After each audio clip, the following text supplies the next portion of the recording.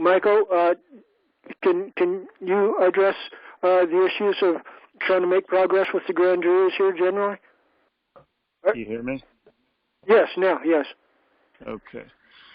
Yes, we're going to go forward with it down here in Florida, and we're going to file our own case, and it's going to replicate the one that Paul has filed, but we're going to give it a shot, and we feel that we have a chance of getting a grand jury to listen to the evidence and the problem in Georgia and Arizona as well. So it's in the early stages. We've just been discussing it, but there's a lot of support for doing it down here, and people are fed up with the courts not examining the evidence. So we'd like to have a grand jury take a look at it. Okay. And I think that might plug into our next agenda item. Maybe you could continue on a little bit. Our agenda item 2H is about the allegations that there's massive fraud in vote counting here. We don't want to spend too much time on this particular right-wing issue, but maybe you could give us a quick summary of efforts proceeding in that direction here, Michael? Well, it's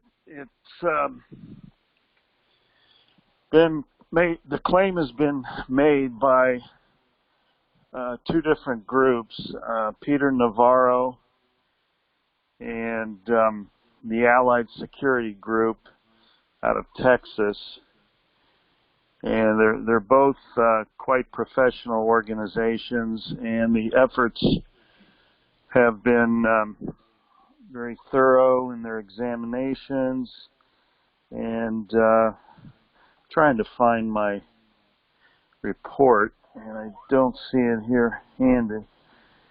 But yeah, it's there was a production this week that was released by Mike Lindell, the man that owns the pillow company, My Pillow. And it was a 2.5-hour, almost 3-hour presentation. You can view it yourself if you go to his website, Michael J. Lindell, or just Google his name, and it'll pop up. It's called Absolute Proof. And he's got a series of experts on there, including military, technology experts, just a whole host of people that were very thorough and persuasive in their reporting. And this isn't going away. The momentum is building. And in the state of Arizona, the Senate is preparing to arrest the County Board of Supervisors for refusing to turn over the ballots and the machines for examination and investigation. So this is getting very interesting, and the momentum is building, and rightfully so. So with that, I yield. Thank you. Thank you, Michael. That was a good summary. Oh, Charles, if I may. Michael. Yeah, I forgot one very important item. Something very interesting has happened in the state of Arizona.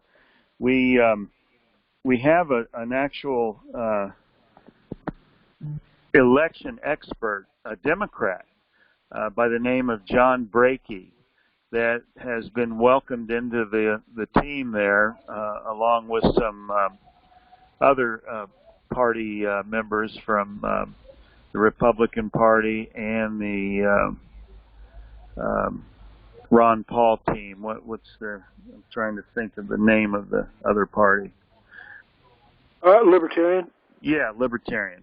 Excuse me, Libertarian Party. So the fact that we've got these different parties involved out there is growing evidence that there is momentum building that is, transpartisan. So that's a good sign. And this John Brakey has filed a suit. I think it was on Friday, and it's going forward. So we'll report on it next week a little further, I'm sure. So I yield. Thank you. Thank you, Michael. And to follow up quickly on that, on our YouTube channel and on our archive for our video recordings under constitutionalgov.us and our Supreme Court of Law, both of those web links have archives of video clips and the main videos. I think about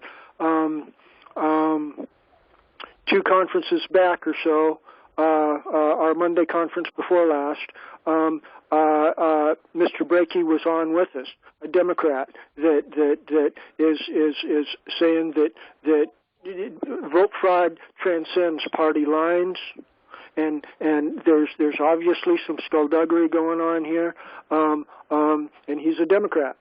But he's based on principles.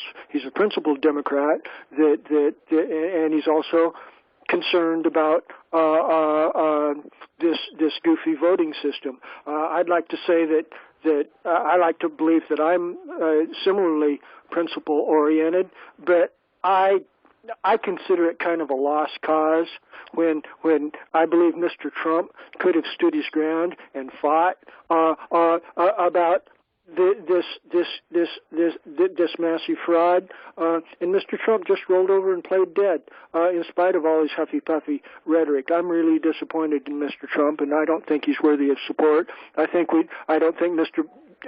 Biden is a worthy candidate either. I think we need to invoke process to get somebody in control of the government that is superior to either Mr. Biden or Mr. Trump. That's what I think.